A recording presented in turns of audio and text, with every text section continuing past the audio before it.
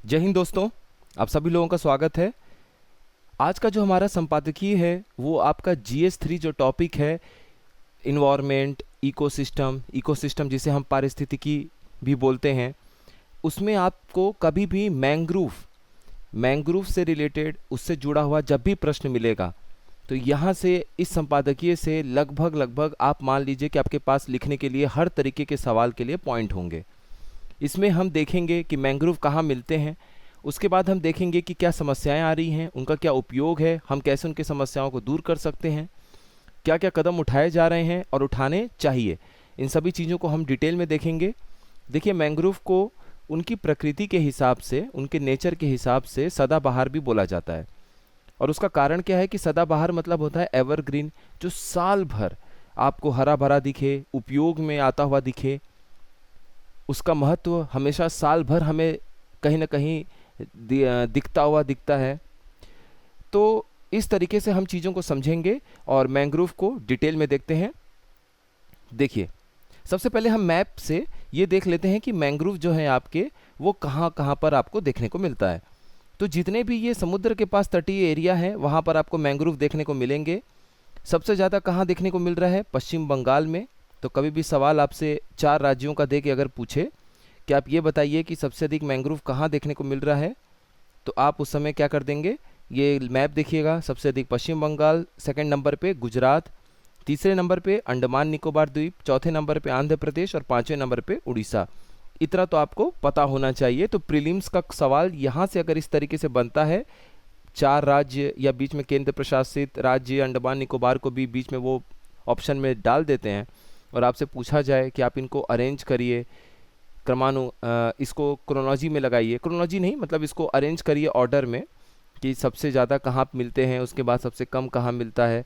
तो इस तरीके से आप सवाल को आराम से कर ले जाएंगे। अब मैप को देखने के बाद चलिए हम चीज़ों को थोड़ा सा डिटेल में देखते हैं। देखिए, जब भी भूमिका लिखना हो तो आप उसके थोड़े से पॉजिटिव पॉइंट को या थोड़े से उसकी उपयोगिता के हिसाब से चीज़ों को लिखते हुए आगे बढ़ सकते हैं। तो उपयोगिता के अनुसार अगर हम मैंग्रोव को देखें, तो उपयोगिता के अनुसार मैंग्रोव अगर हमें देखने को मिलता है तो मैंग्रोव की प्रकृति को देखते हुए उसे सदाबहार कहा जाने लगा। सदाबहार क्यों कहा जाने लगा? क्योंकि सदाबहार वन उष्णकटिबंधीय वृक्ष और झाड़ियाँ ही हैं जो ज्वारीय क्षेत्रों में समुद्र के किनारे, लवणीय दलदल और कीचड़ भरे तटों पर पाए जाते हैं। तो इस तरीके से आप एक इंट्रोडक्शन दे सकते हैं इसके बारे में। मतलब अगर हम सिंपल सा बोलें तो ये एक तरह का ऐसा मैंग्रोव फॉरेस्ट है जो आपको देखने को मिलेगा ट्रॉपिकल ट्रीज और श्रब के रूप में। उष्णकटिबंधीय वृक्ष और झाड़ियाँ क्या है? जैसे मान लीजिए ये 23.5 डिग्री उत्तर है, नॉर्थ है, ये 23.5 डिग्री दक्षिण है, लैटिट्यूड। अब इन दोनों के बीच में अगर आप देखेंगे तो ये हो जाती है आपकी कर्क रेखा, ये हो जाती है आपकी मकर रेखा, और यहाँ पर होता है आपका भूमध्य रेखा जिसको हम लोग इक्वेटर बोलते हैं। इस पूरे भौगोलिक क्षेत्र, जोग्राफिकल एरिया में जितने भी आपके वो पाए जाते हैं, जंगल वगैरह सब कुछ, उसमें ही जो जंगल पाए जाते हैं वो आपका ट्रॉपिकल फॉरेस्ट या फिर उष्णकटिबंधीय वृक्ष और झाड़ियाँ जहाँ पे श्रब मिलती हैं वो क्षेत्र होता है। उसी का एक हिस्सा है आपका मैंग्रोव या फिर सदाबहार वन। तो यहाँ पर इसके आगे क्या लिखा है कि जो ज्वारीय क्षेत्रों में, ज्वारीय मतलब ये जितने भी आपके टाइड आते हैं ना, हाई टाइड, लो टाइड, ज्वार भाटा जो होता है, तो ज्वारीय क्षेत्रों में समुद्र के किनारे लवणीय दलदल, यानी कि ये जो भी सॉल्टी मार्शेस होते हैं और कीचड़ से भरे हुए जो तट होते हैं, यानी कि मडी शोर्स होते हैं, वहाँ पर आपका ये पाए जाते हैं। तो देखिए, आप इसको लोकेशन वाइज थोड़ा सा लिख देंगे तो 4 पॉइंट तो समझ में आएगा कि आप उसके बारे में क्या भूमिका लिखना चाह रहे हैं। अब हम भारत में थोड़ा बात कर लेते हैं इसके लोकेशन की, और इस पे भी चांस है कि आप मान के चलिए यहाँ से भी आपसे प्रश्न पूछ सकता है। देखिए, एक तो सुंदरवन में हमें देखने को मिलता है मैंग्रोव। सुंदरवन का है पश्चिम बंगाल, सबसे बड़ा मैंग्रोव जंगल यहीं पर है दुनिया का। फिर भीतरकर्णिका कहाँ पर है? उड़ीसा में। पिचवरम कहाँ है? तमिलनाडु में। चोराव कहाँ है? गोवा में। और बारह टांग का है, बारह टांग जो है वो अंडमान द्वीप में आपको मिलता है। इस तरीके से एक बार आप अपने हाथ से मैप बना के भी अगर आप लिख देंगे, जैसे मैप आपको बनाना हो तो आप क्या करिए, सिंपल सा आप यहाँ पर ऐसे लिखिए, बिल्कुल इस तरीके से भारत का एक मैप बना दीजिए। ये रफ मैप हो गया तुरंत 1 सेकंड के अंदर। यहाँ आप लिख लीजिए सुंदरबन, यहाँ लिख लीजिए उड़ीसा में भीतरकनिका, यहाँ लिख लीजिए अंडमान निकोबार है तो ये अंडमान में लिख लीजिए बाराटांग, यहाँ गोवा के पास कर लीजिए चोराव, और उसके बाद आपका क्या बचा पीचवरम, पीचवरम यहाँ तमिलनाडु के पास कर लीजिए। बस इस तरीके से मैप बना के अगर आप एक दो बार प्रैक्टिस कर लेंगे तो आपको याद हो जाएगा कि कहाँ पर क्या चीज़ है। इस पे भी आपका प्री का सवाल पूछा जा सकता है, क्योंकि जो COP27 अभी जो COP27 की बैठक हुई थी UAE दुबई में, उसमें आपका मैंग्रोव को लेके गठबंधन तैयार किया गया है। तो बिल्कुल चांस है कि UP PCS या RO किसी भी परीक्षा में या दोनों ही परीक्षा में मैंग्रोव से जुड़े हुए जो सवाल है वो आपसे पूछे जा सकते हैं। अब उनका तरीका अलग हो सकता है, कहाँ पाए जाते हैं ये पूछ सकते हैं, किस राज्य में ज़्यादा पाए जाते हैं ये पूछ सकते हैं, नाम के साथ पूछ सकते हैं कि ये कौन से राज्य में है जहाँ ये पाए जाते हैं। तो ये मैप्स अगर आप प्रैक्टिस कर लेंगे तो आपको याद हो जाएगा। तो ये जितने भी मैंग्रोव हैं ये भारत के कुछ खूबसूरत सदाबहार वन क्षेत्र हैं जो आज सबसे अधिक संकटग्रस्त हैं, संकट से घिरे हुए हैं। और ये मैप आप लोग देख लीजिएगा नोट्स में, यही है सदाबहार जो जंगलों की हम लोग बात कर रहे हैं, सदाबहार वृक्षों की जो हम लोग बात कर रहे हैं वो यहाँ पर आपको देखने को मिलेगा। ये देखिए जैसे आपका ये हो गया ट्रॉपिक ऑफ कैंसर यानी कि कर्क रेखा, ये मकर रेखा ट्रॉपिक ऑफ कैप्रिकॉन, और अक्षांश हो गए ये, और बीच में ये आपका भूमध्य रेखा इक्वेटर हो गया। इसके बीच में जितने भी आप ये जंगल देख रहे हैं ये ट्रॉपिकल फॉरेस्ट इधर हो गया, अफ्रीका के बेल्ट में, भारत में थोड़ा और आगे तक है। इधर आपका दक्षिण अमेरिका में देख लीजिए, ये बीच में आपका सेंट्रल अमेरिका है, ऑस्ट्रेलिया के भी थोड़े नॉर्थ में आपको मिल जा रहा है, मलेशिया, इंडोनेशिया, फिलीपींस, पापा न्यू गिनी, ये सब कंप्लीट आपका कवर हो रहा है। तो ये आपका पूरा हो गया उष्णकटिबंधीय वृक्ष और जो वन है यानी ट्रॉपिकल फॉरेस्ट या ट्रॉपिकल ट्रीज। अब देखिए जो सदाबहार वन है इन पे संकट के कारण क्या है, हमने पढ़ा ना ऊपर कि संकटग्रस्त हैं, ये संकटों से घिरे हुए हैं। तो कारण क्या है कि संकटों से घिरे हुए हैं? तो देखिए बेसिक समझिए, सबसे पहली बात ये है कि सुंदरबन के जो इलाके में स्थानीय नाविक हैं ये अभी भी अपने नावों में पुरानी मोटर का इस्तेमाल करते हैं। तो पुरानी मोटर का इस्तेमाल करने की वजह से धुआं वगैरह ज़्यादा निकलता है, प्रदूषण ज़्यादा होता है, और उसका सीधा सीधा असर आपको सदाबहार जंगलों पर देखने को मिलता है। आगे अगर हम लोग ध्यान से देखेंगे तो आपको ये देखने को मिलेगा जो सदाबहार वन है, ये जो सदाबहार वन है इनके पास ये सटे हुए इलाकों की प्रति व्यक्ति आय बहुत कम है। अब प्रति व्यक्ति आय कम होने की वजह से ही ये खर्च नहीं कर पाते बहुत एडवांस मोटर बोट लेने में, एक ये भी कारण है। दूसरा, जब प्रति व्यक्ति आय कम है तो ये अपने घरों में भी मिट्टी का तेल ज़्यादा, केरोसिन का तेल ज़्यादा यूज़ कर रहे होंगे, इस्तेमाल कर रहे होंगे, LPG सिलेंडर की इनके घर में थोड़ी सी कमी है। तो जो ये समस्याएं हैं इन्हीं को हमें उल्टा करके समाधान के रूप में प्रस्तुत करना है। इसीलिए आज भी लोग वहाँ पे ठोस ईंधन का मतलब हो गया सॉलिड फ्यूल, जैसे लकड़ी, कोयला आदि ये सब जलाते हैं। इसके कारण क्या है, यहाँ की जो हवा है वहाँ में कार्बन का स्तर लगातार बढ़ रहा है। वायु प्रदूषण के अलावा भी ऐसे कारण हैं जिसने सदाबहार पारिस्थितिकी को हाशिए पर ढकेल दिया है। इसके अलावा और क्या कारण है जिसकी वजह से ये मैंग्रोव जो है आज बहुत तकलीफ में है?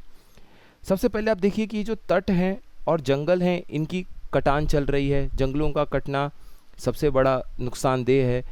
शहरीकरण तेज़ी से बढ़ रहा है तो फिर इनको काटने की ज़रूरत पड़ रही है। अब हम कोस्टल डेवलपमेंट कर रहे हैं, तटीय विकास कर रहे हैं, चाहे और बेहतरीन पोर्ट डेवलप करना हो या फिर हमें और रोड वहाँ पर बिछाने हो और रोड का विकास करना हो, तो इन सब के लिए भी काटा जा रहा है इनको। और बहुत तीव्र गति से औद्योगिकरण हो रहा है तो उसमें भी जो वेस्ट मटेरियल निकलता है वो भी इनको नुकसान पहुंचाता है। इनको कहीं ना कहीं काटने की भी ज़रूरत पड़ जाती है ताकि औद्योगिकरण के लिए आवश्यक ज़मीन हमारे पास मौजूद हो। अब हम इन सारी समस्याओं को देखने के बाद ये देखेंगे अभी कि सदाबहार ये जो पारिस्थितिकी हैं यानी कि जो मैंग्रोव इकोसिस्टम है इसकी क्या अहम भूमिका है प्रकृति में। तो सबसे पहले हम पॉइंट वाइज इसको भी देखेंगे। तो देखिए जलवायु परिवर्तन का सामना करने में ये बहुत अहम भूमिका निभाते हैं। जैव विविधता की ये रक्षा करते हैं यानी कि बायोडाइवर्सिटी की ये रक्षा करते हैं। सुनामी और चक्रवात जैसी प्राकृतिक आपदाओं में ये जोखिम को कम करने का भी काम करते हैं। तो सुनामी का अगर आप एग्जाम्पल लेंगे उसमें जहाँ जहाँ पर ये मैंग्रोव्स मजबूत थे वहाँ पर सुनामी का असर काफ़ी कम देखा गया था। तो जब भी आप आपदा प्रबंधन डिजास्टर मैनेजमेंट से जुड़े हुए टॉपिक को पढ़ेंगे या फिर उसके उत्तर को लिखने की कोशिश करेंगे तब भी आप इस पॉइंट को वहाँ पर लिख सकते हैं कि सरकार जो अपनी तरफ से कोशिश कर रही है राहत बचाव के लिए उसको अच्छे स्तर पे करना चाहिए, हमें पहले से वार्निंग, जब भी कोई चेतावनी जारी करनी हो उसको और बेहतर तरीके से टेक्नोलॉजिकली तकनीकी रूप से मजबूत बनाना चाहिए। लेकिन साथ ही साथ आपको ये भी लिखना पड़ेगा कि जो प्राकृतिक आपदाएं हैं उससे निपटने के लिए प्राकृतिक समाधान के रूप में हमें इस मैंग्रोव को और अच्छे तरीके से डेवलप करना होगा, संरक्षित करना होगा, ताकि ये प्राकृतिक आपदाओं को रोकने में हमारी सहायता करें। उसके बाद जो ज्वार की लहरें हैं उनको भी अवशोषक के रूप में ये काम आती हैं, मतलब उनको एब्जॉर्व करने के काम आती हैं। जो टाइडल वेव्स होते हैं ये अपनी उलझी हुई जड़ों के साथ में जो तलछट है यानी जो सेडिमेंट है उनको स्थिर करके मिट्टी की कटान यानी कि जो सॉइल इरोजन है उसको रोकने में मदद करता है। क्योंकि देखिए क्या होता है कि ये मिट्टी है तो इनकी जड़ें आपस में इस तरीके से उलझी रहती हैं कि ये मिट्टी को मजबूत हाथ की तरह मजबूत पकड़े रहते हैं। उसकी वजह से क्या होता है कि जल का इनके ऊपर जब असर होता है, समुद्र के वेव का, धाराओं का इनके ऊपर असर होता है, तो भी समुद्र की लहरों का असर होता है, तो भी ये मिट्टी को इतनी आसानी से उनकी कटान नहीं होने देते, उनका इरोजन नहीं होने देते। अब मिट्टी का कटान नहीं होगा तो उसकी वजह से क्या होगा कि जितने भी पौधे वगैरह हैं सब संरक्षित रहेंगे वो, और जो अगल बगल आपके किनारे हैं, तट हैं, वो बहते हुए समुद्र में नहीं जाएंगे। तो इसका बहुत ज़्यादा आप फ़ायदा देख रहे हैं। अब कुछ महत्वपूर्ण आंकड़े हैं जिनको हमें देखना पड़ेगा, किसी भी हालत में हम नज़रअंदाज नहीं कर सकते, और ये प्री और मेंस दोनों में इम्पॉर्टेंट है। देखिए फॉरेस्ट सर्वे हुआ था, फॉरेस्ट सर्वे रिपोर्ट आई थी 2021 का लेटेस्ट जो है, अगले साल इस साल जब आएगा इसी साल 2023 वाला रिपोर्ट जारी होगा। तो फॉरेस्ट सर्वे रिपोर्ट जो 2021 है उसके अनुसार देश में कुल सदाबहार वन क्षेत्र यानी जो मैंग्रोव फॉरेस्ट हैं वो 4,992 स्क्वायर किलोमीटर के आसपास हैं, यानी 5,000 वर्ग किलोमीटर के आसपास हमारे देश में सदाबहार वन क्षेत्र मौजूद है।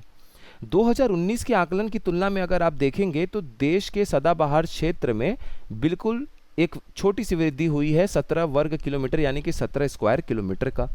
लेकिन सवाल ये उठता है कि ये जो वृद्धि हुई है क्या वह काफ़ी है? नहीं, जो नुकसान हम इस मैंग्रोव को दे रहे हैं उसकी तुलना में ये जो वृद्धि है उसका अनुपात बहुत ही कम है, और यह भरपाई करने में तो बेहद ही कम है। 2027 में आयोजित COP 27 में कहा गया है, अभी 2027 में जो आयोजित हुआ था COP 27, उसमें ये बोला गया कि सदाबहार वन अन्य उष्णकटिबंधीय वनों की तुलना में 4 से 5 गुना अधिक कार्बन अवशोषित करने में सक्षम है। तो आप ये देख लीजिए कि ये कार्बन डाइऑक्साइड जो भी वायुमंडल में इतना ज़्यादा आपका इमिट हो रहा है, इतना ज़्यादा जो हम लोग उसका इमिशन कर रहे हैं, तो उसको हमें कैसे रोकेंगे? हम भेज तो रहे हैं कार्बन डाइऑक्साइड को वायुमंडल में, तो हम उसको कैसे उसका अवशोषण करवाएंगे? तो उसको अवशोषित करने का काम ये जो सदाबहार वन क्षेत्र हैं वो अन्य उष्णकटिबंधीय वनों की तुलना में 4 से 5 गुना बेहतर तरीके से और ज़्यादा करते हैं। इसीलिए कार्बन डाइऑक्साइड की मात्रा अगर हम चाहते हैं कि वायुमंडल में ज़रूरत से ज़्यादा ना हो पाए तो हमें ज़रूरी है कि सदाबहार वन क्षेत्र को संरक्षित करना पड़ेगा। नहीं तो कार्बन का उत्सर्जन जिस हिसाब से हो रहा है, उसका इमिशन जिस तरीके से हो रहा है, उसे रोक पाना भी काफ़ी कठिन होगा, और 1.5 से 2 डिग्री तापमान एवरेज वैसे भी बढ़ने की कगार पे पहुंच ही रहा है। अब देखिए वायुमंडल में जो काला कार्बन है, ब्लैक कार्बन, PM 2.5 है, पार्टिकुलेट मैटर 2.5 या पार्टिकुलेट मैटर 10 के जो कण हैं, इनके होने से सदाबहार पौधों में प्रकाश संश्लेषण यानी कि जो फोटोसिंथेसिस है उसकी दर कम होती जा रही है, क्योंकि उनके जो हरे भरे जो भी उनके हिस्से हैं इन मैंग्रोव के, सदाबहार वन के, उस पे ये काले कार्बन जमा हो रहे हैं, जिसकी वजह से वहाँ पर जो फोटोसिंथेसिस होनी चाहिए, प्रकाश संश्लेषण होना चाहिए, वो हो नहीं पाता है, क्योंकि उसको प्रकाश मिल ही नहीं रहा है सही तरीके से। अब इसकी वजह से क्या होगा, जब यही भोजन नहीं बना पाएंगे तो जो छोटे छोटे सूक्ष्म जीव, माइक्रो ऑर्गेनिजम्स इनके ऊपर निर्भर करते हैं, वो भी नहीं जीवित रह पाएंगे सही तरीके से। तो इसका असर हमें कैसे देखने को मिलता है? इससे सदाबहार पारिस्थितिकी तंत्र में पाए जाने वाले पौधे और शैवाल यानी कि एल्गी अपना पूरा भोजन नहीं बना पाते हैं, और फिर जब पूरा भोजन नहीं बना पाएंगे तो उनकी मृत्यु हो जाती है। अब हम उपाय की तरफ बात करते हैं। देखिए समस्याएं हमने समझी, अब हम उसे जैसे जैसे उल्टा करते चले जाएंगे हम उपाय की तरफ बढ़ जाएंगे। आपको हर बार यही तरीका अपनाना है। अब हम उपाय क्या करेंगे? इन क्षेत्रों में जल्द से जल्द सौर ऊर्जा, सोलर एनर्जी और विंड एनर्जी, पवन ऊर्जा पहुंचाना आवश्यक है। सरकार को इस क्षेत्र के प्रत्येक घर में LPG गैस रियायत दरों पर उपलब्ध कराना होगा। तो इससे फ़ायदा क्या होगा कि जो मिट्टी के तेल का इस्तेमाल है वो बंद होगा। पर्यटन को हमें विनियमित करना होगा, पर्यटन को ज़रूरत से ज़्यादा मत बढ़ावा दीजिए जिससे कि इस तरह के मैंग्रोव को असर पड़े, उस पे नेगेटिव असर हो, प्रतिकूल असर हो, जिससे कि उनके संरक्षण की बजाय उनके कहीं न कहीं उनको हम ख़त्म करने की कगार पे पहुंचा रहे हों, उनको नुकसान पहुंचा रहे हों।